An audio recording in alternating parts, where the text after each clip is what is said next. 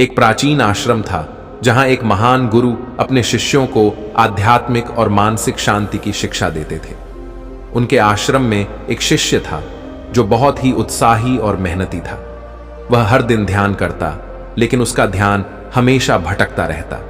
उसके मन में हजारों विचार आते, एक के बाद एक, और उसे कभी भी पूर्ण शांति नहीं मिलती थी। दोस्तों, कहानी बहुत ही ज्ञानवर्धक है। कहानी में आप कहीं खो ना जाएं, इसलिए वीडियो को लाइक और द बीन्यू बीएस स्टोरी चैनल को सब्सक्राइब कर लीजिए। अगर आप भी गौतम बुद्ध को दिल से मानते हो तो कमेंट में नमो बुद्धाय लिखना ना भूले। तो चलो कहानी शुरू करते हैं। एक दिन शिष्य ने अपनी निराशा और बेचैनी में अपने गुरु के पास जाकर अपनी समस्या बताई। उसने कहा, गुरुदेव, मैं अपने मन को शांत करना चाहता हूं, मैं ध्यान करना चाहता हूं, लेकिन मेरे मन में हजारों विचार आते हैं।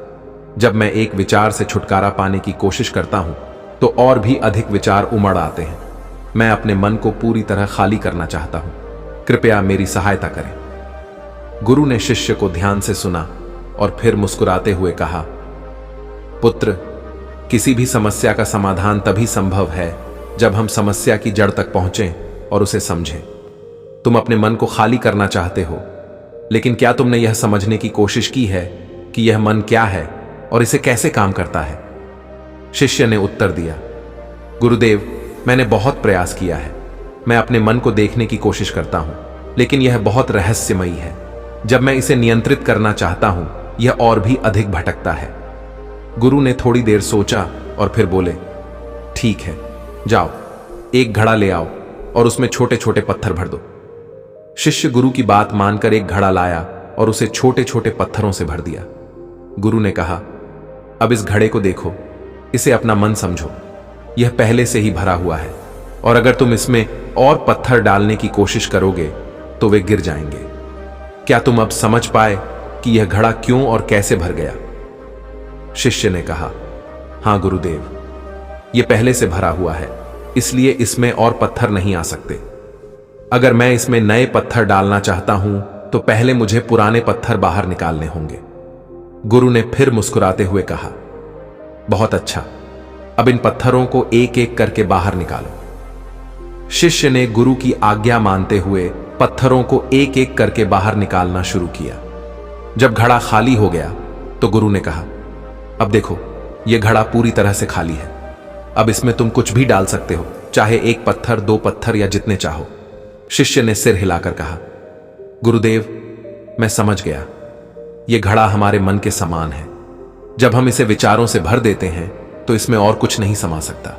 हमें इसे खाली करना होता है। गुरु ने शांति से कहा, लेकिन बेटा, हमारा मन घड़े जैसा नहीं है। यह हमेशा खाली ही रहता है। यह तुम्हारे भ्रम से भरा लगता है। जब तुम एक विचार निकालने की कोशिश करते हो तो और भी विचार आ जाते हैं। यह तुम्हारा मन नहीं है जो भरा हुआ है, बल्कि तुम्हारे विचार ही भ्रम का जाल बुनते हैं। शिष्य ने उलझन में पूछा, गुरुदेव, अगर मन पहले से ही खाली है तो हमें इसे खाली करने की कोशिश क्यों करनी चाहिए? गुरु ने उत्तर दिया, यह इसलिए क्योंकि तुम विचारों के जाल में फंस जाते हो।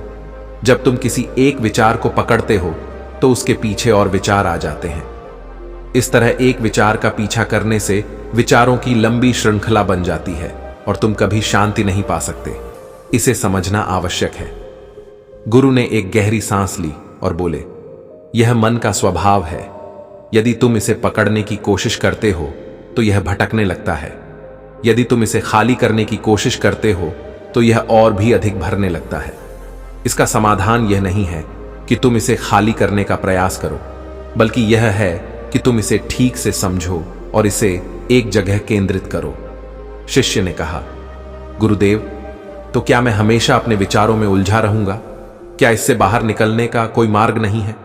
गुरु ने धीरे से कहा, मार्ग है, बस तुम्हें अभ्यास करना होगा। अपने ध्यान को एक बिंदु पर केंद्रित करो। जो भी कार्य तुम कर रहे हो उसे पूरी तरह से करो। अपने विचारों को मत पकड़ो, उन्हें जाने दो। जब तुम किसी कार्य में लीन हो जाओगे तो अन्य विचार अपने आप गायब हो जाएंगे। धीरे धीरे तुम एकाग्रता और मानसिक शांति प्राप्त करोगे। शिष्य ने आश्वस्त होकर कहा, गुरुदेव, अब मैं समझ गया हूं। मुझे अपनी ऊर्जा को सही दिशा में लगाना होगा। मैं इस अभ्यास को पूरी निष्ठा से करूंगा। गुरु ने प्रसन्न होकर शिष्य को आशीर्वाद दिया और कहा, याद रखो, यह अभ्यास आसान नहीं है, लेकिन यह संभव है। धैर्य और संयम से तुम अपने मन को नियंत्रित कर सकते हो। यह सुनकर शिष्य ने प्रणाम किया और ध्यान साधना में और भी गहराई से लग गया। धीरे धीरे उसने अपने मन की चंचलता को नियंत्रित करना सीख लिया। तो दोस्तों, उम्मीद है मुझे कि आपको यह कहानी वीडियो पसंद आई होगी। ऐसी और कहानी वीडियो पाने के लिए the Binu BS story channel को सब्सक्राइब करें और वीडियो को लाइक करें। कमेंट में नमो बुद्धाय लिखना ना भूलें